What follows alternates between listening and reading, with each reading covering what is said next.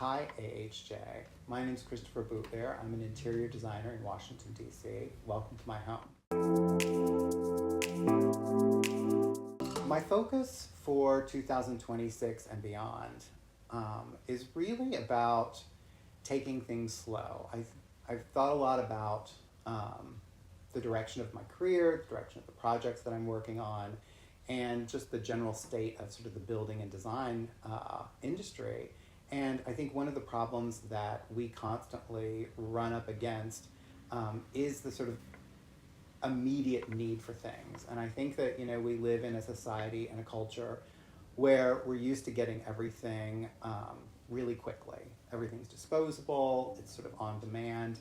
And I think that that can kind of be the antithesis of really good design. I think especially with social media, people kind of swim through this, sea of highly polished, imagery. And, when you're designing your home, when you're building a home, I think the go-to is to sort of hit Instagram, to hit Pinterest. You scroll through, you type in mudroom, living room, modern, traditional, and pull out kind of a sea of images, and you give them to an architect or a designer and kind of say, replicate this.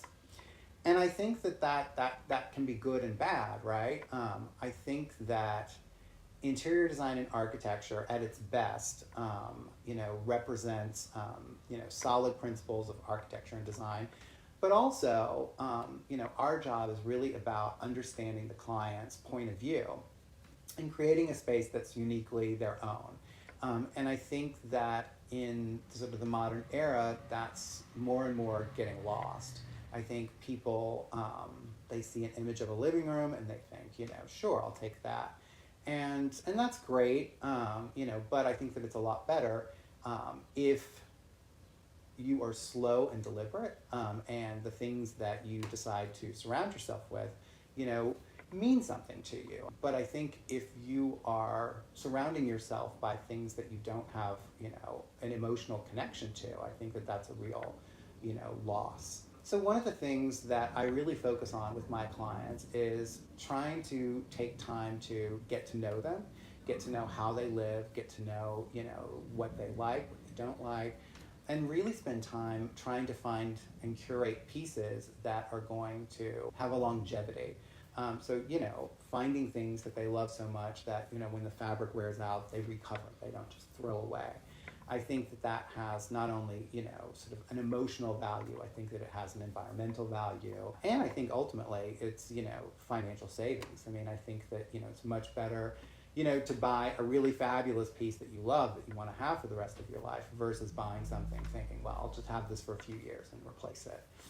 I think there's a lot of examples in that. I think that, the downside to that is that you really have to be patient. You have to be willing to live without something until you find the thing you love.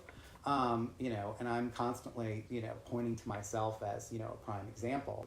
My house is filled with lots of things that I knew what I wanted, but, either I couldn't afford at the moment, and so I had to sort of wait, plan for it, or, with sort of antiques and art and things like that, they're just not always readily available. This is the dining room of my townhouse, and the wall behind me, sat empty for a year and a half after the house was done. And I looked around and I found paintings that I thought were interesting, but I always knew I wanted this particular print set. And it's from, the 1700s. It's hard to find a complete set that's in good condition.